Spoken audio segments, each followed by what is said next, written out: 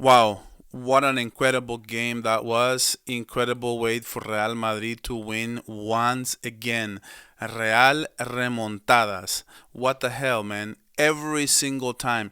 I feel like I just watched one of the most exciting games you'll ever watch in football, and I could not enjoy any second of it unless it was that Oyarzabal goal that made it 3-1, where I really thought, wait a minute, maybe they can really onto something here. That 3-1 was like, and then 2 minutes later, Jude Bellingham out of a individual play from Vinicius Jr. down the left wing, and he dribbles a defender and he accelerates before he gets to the box, makes a cross, and finds Jude Bellingham for the 3-2 right away. Real Sociedad didn't have time to settle in, and that was the best thing Madrid could have done in that situation, and it brought Madrid back in the game. And listen, it was a big game. It was a very important game. I knew Real Madrid was going to win.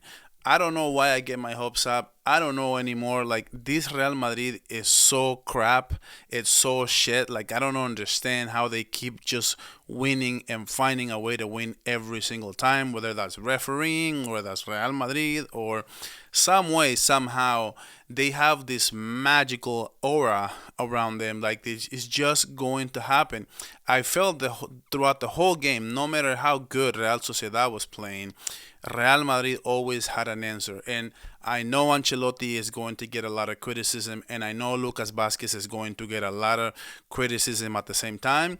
But what I do want to say is this Madrid team is resilient, and no matter what the situation they find in themselves, at least Ancelotti has their team ready to play. But I do have my issues with Ancelotti. I felt that he took out Endrick and put in Mbappe. Of course, it's fine. Mbappe is getting rested, but you can see the difference between Endrick, a natural forward, and Vinicius Jr. And that was from the very beginning. That link up play was after Real Sociedad had made it 1-0, and it was basically 1-1. And that was a pass from the midfield that Asensio went all the way back to the middle of the field for whatever reason. I don't know what he was doing, and he left a lot of field open. And it was a pass from the midfield from the left wing. Lucas Vazquez has no time to get to it because there's too much spacing. Asensio had left for going all the way down to the middle. And what happened? It was Ander who takes a shot and goes to the legs of Lunin, who did not have a good game. It seemed like every shot that Real Sociedad at one point, they had 4 shots, 4 goals. It was something crazy like that. Lunin had no business playing on this game.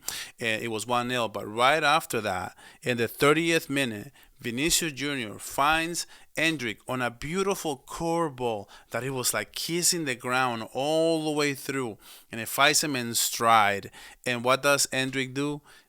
Amazing, man. He just lobs it to the top, but the keeper has no chance. He has amazing finishing abilities. He is the one that scored the 1 goal in the very first game against Real Sociedad. So that was 2 goals from Endrick that I don't know why Ancelotti just decides to get him out. I understand he wants to put in Mbappe, who did okay, but are other players allowed to come out of the game? Because why can Endrick and Mbappe play with each other? I don't understand. One thing I did notice from the Real Madrid team is that I believe that the Vinicius Endrick link up is so much better than Vinicius and Mbappe. Vinicius and Mbappe look like they're getting in on each other's way. I feel that Endrick, and I'm just going to be on record and saying that Endrick is made of the right stuff, guys. The fact that he does not get enough minutes, and every time he gets minutes, he's so ready. And 18 years old, he's so ready for the moment. He's so ready, just waiting for his moment. This kid can be really special. I'm just gonna go out and say it, call it like it is. I bash on Madridistas for not giving Lamine Yamal credit, and I am going to do the same thing with Endrick. Endrick is real, and the fact that he's ready in every single moment he goes out there and put on the field. If you have ever played amateur soccer, I played all the way up until high school. I was kind of a star in high school, but that's neither here nor there. I never made it pro. But what I do want to say is the human element of not having the trust of your coach. It's very important. I've had coaches that trusted me and I played so much better, and I had coaches that did not trust me and I did not play it as well. And that's the only reason why I bring that up, is so you can account for the human element into something like what Endrick is going through and what Arda Guler is going through. The fact that he put in a beautiful pass, a beautiful corner kick, and Rudiger finds a great header and puts it in the back of the net, and that's all she wrote. Basically, that was the game winner, the buzzer beater, or whatever. And it's amazing that these two players, but Ancelotti just keeps him on the bench for whatever reason. Like I don't understand. I thought that Ancelotti made a lot of mistakes. He put in Modric way too late. He took out Endrick when he took so long to take out Alaba, who basically was doing nothing in this game, was absolute trash. It was like his rating was like a 4.0. That's like the lowest rating you can have on SofaScore, which is ridiculous. So another thing I do want to say is that I think that Vinicius Junior overcomplicates things when he plays so direct. When he plays, he made he did a lot of damage on the left side today, and I think it was mainly to those. When he did play better, was like that pass that he gave to Endrick, so simplistic but so amazing at the same time. That pass that he put into Jude Bellingham, a clutch time when they needed it the most. They needed to get an early goal, because I know that Real Sociedad scores on like the 72nd minute or something like that, and then it was so important for Real Madrid to come back in this game, and it was Vinicius Junior who was there to bring Real Madrid back. That's just my opinion. But then, like I said, Oyarzabal gave me so much hope when he scored that goal, and I have no idea how he found the back of the net, because it was just like a rebound, and I was like, wait, what? That's a goal? And it was like a three. That was at that point. It was like a 3-1. But then, like I was explaining, Jude Bellingham scores right away, and then that Chouameni goal. Man, you don't get me fucking started, man. Like Real Madrid always finds a way to win these games. And I don't know if this is a thing. You let me know down in the comments if you think this is a Real Madrid thing or you think it's Ancelotti.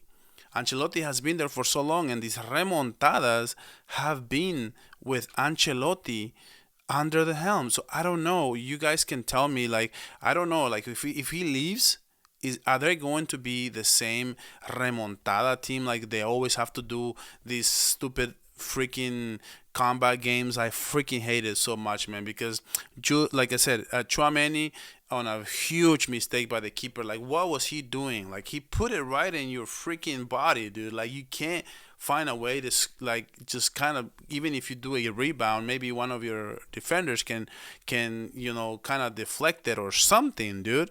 And then they went to overtime after that Chouameni goal. Oyarzabal, actually, before the buzzer beater, on the 92nd minute, he finds a great header, and like I said, Luning did not do much in this game, could not do hardly anything, and finds the back of the net again, and that is a 4-3 with Real Sociedad winning at the Bernabeu, dude. Real Sociedad scored 4 goals at the Bernabeu. It's like, I don't know. However you want to see it, this is a half full or half empty cup. But the silver lining is Real Madrid once again finds a way to win. And I think that if they don't win this game in this overtime with this corner kick, they would have won it anyway. It kind of gave me the feeling that if Real Madrid needed 10 goals, they would have got them, because they just keep finding ways to win, man. This team is so resilient. I don't understand it. I freaking hate it so much. They put me through so much hell. It sucks. It really, really sucks. And I feel like if they don't do that, they would have won on penalty kicks if they had to. So at the end of the day, it just delay victory for Real Madrid, so to speak. And you guys let me know down in the comments if you like me talking about Real Madrid, or if I should just keep it to Barcelona for now. I am not sure, man. Like, I think it's a tale of two stories with this game. It's like, how can Real Sociedad score 4 goals on you and beat you 4-3 in 90 minutes? They beat you 4-3 in your own stadium at the Copa del Rey. I think that Barcelona will annihilate this team once again if they play in the Copa del Rey. And it's just however you want to see it, or you want to see it as a positive way, where you can say Real Madrid keeps finding ways to win, and winning bad cannot be a good thing, because if you can win when you play bad, you obviously can win when you play good. So, and then Ancelotti having their guys ready to battle in every single game. You let me know down in the comments how you want to see this, but at the same time, at the end of the day, for me as a Barca fan and as a lifelong Barca hater, boy, it has taken a toll on me trying to wanting this team to lose, and it just keeps winning. That's just me being truthful to you guys and just how I feel. But at the end of the day, this is all football, and we gotta love football. I love football more than anything, and Barcelona and football go together. And to me, Barcelona will win this Copa del Rey. Let me know down in the comments if you think Barcelona can win this Copa del Rey.